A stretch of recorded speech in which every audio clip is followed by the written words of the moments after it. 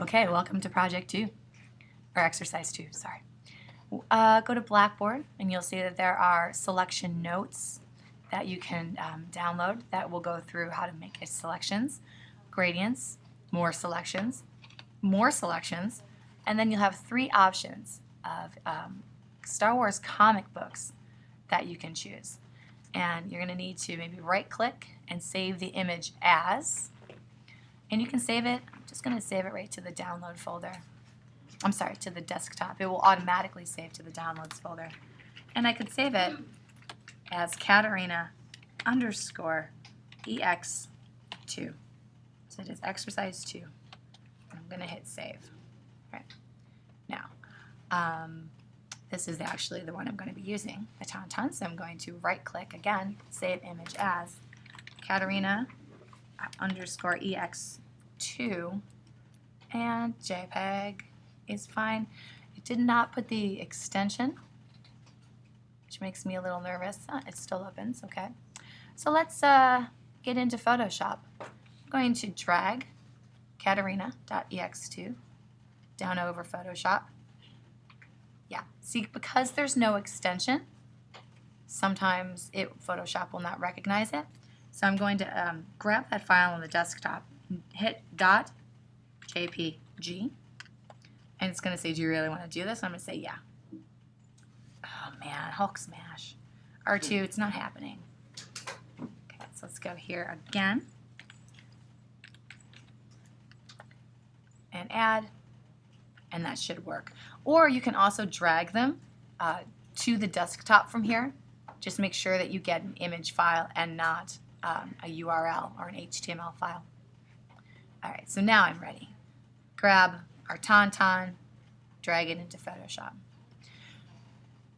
All right, what's the first thing we do when we bring a file in is make sure that it is saved properly. I'm going to save this, change the extension from a JPEG to a Photoshop document, which will be a .psd, because we're going to have layers, and I need this file to support layers. So I'm going to hit OK, save, and switch back to just my Move tool, and let's take a look at this file. If you try and make selections with something that has as many grays as this, it's going to be really tough. So we're going to start by improving this file and adding some layers. First thing I'm going to do is duplicate my background. Background copy, so I just right-clicked on background and made background copy. You could also go to Layer, Duplicate Layer, and then I'm going to go into the Adjustment panel, which is right here. If you don't have it, can't see it, go to Window, Adjustments, and on the first row you'll see that we have the option of adding a levels, and I'm going to do that.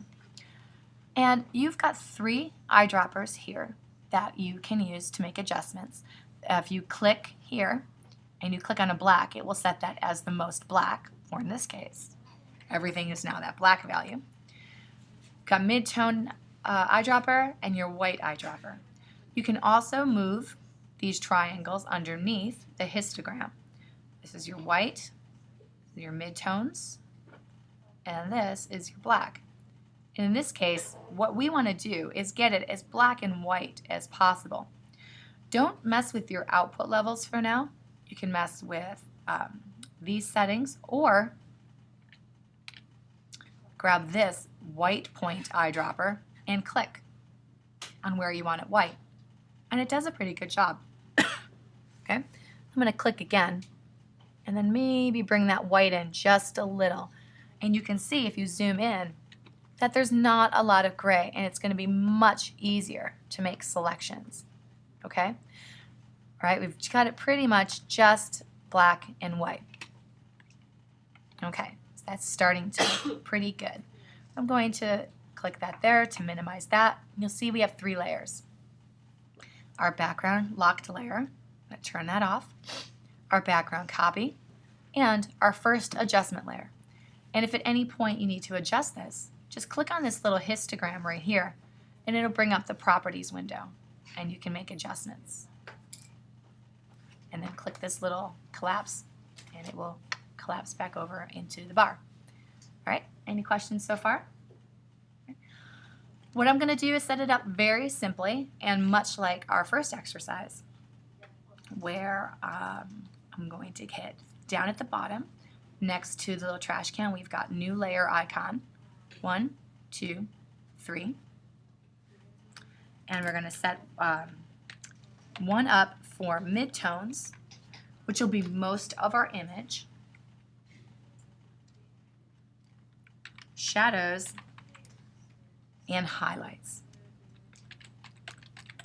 Now, your layers may change. You may, if you're using different kinds of effects, if you're using gradients, you're not going to need some of these layers. This is just a standard setup. So you will do most of your work on midtones, and then if you want to add shadows or highlights, you can add them on these layers because you can change the blending mode of these layers, and you'll see how that changes the way the pixels on one layer look against the pixels of another layer. So we've got it set up for just a standard approach, and like I said, if you want to try it with gradients or clipping masks, that can be something we can do. But for now, you want to have highlights, shadows, midtones, your adjustment layer, and in that order, okay? And your background copy. Any questions about that? All right, let's save this and then go on to the next step.